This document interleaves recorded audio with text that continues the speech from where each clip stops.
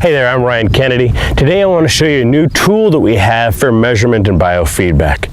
And it's this wrist sensor that I've got on my hand here, made by HackMotion. Now I want you to understand why it's so important to know what the wrists are doing in the golf swing. So the big thing we're measuring here is going to be cupping of the lead wrist versus bowing of the lead wrist. And the reason that we're looking at that is it has a massive effect on where the club face is pointed.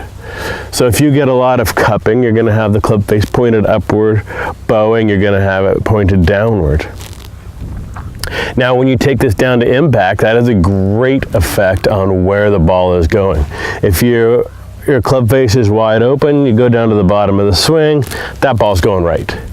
If your club face is more square and you've got maybe a little bit of bowing, then that ball is going to be going at your target.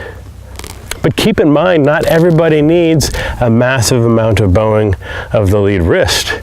If you've got a Paul Asinger or really strong grip, and then you do all of this bowing, then that club face is going to be way too closed, and you're going to hook the heck out of it. Vice versa, if you've got a really weak grip, and you do just a little bit of cupping of that lead wrist, that thing goes right. So it's a matchup of where do you start with your hands on the grip that creates what you need to do in the downswing to make sure that your club face is square at the target. Let's take a look at the actual feedback from HackMotion.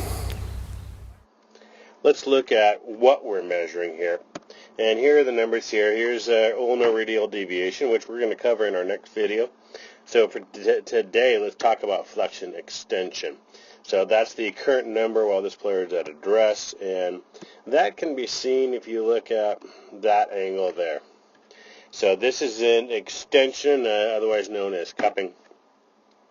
So let's take this into the backswing and see what happens with this player. We'll go ahead and take it up to the top position right here. Now you can see a little bit better. So 1 degree of extension, which is basically flat.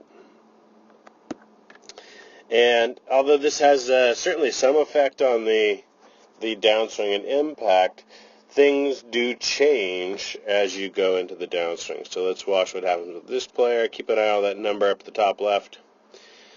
And certainly there's a lot going on midway through for this player, and then as we get closer to impact, there's definitely some bowing of the lead wrist, taking it into flexion.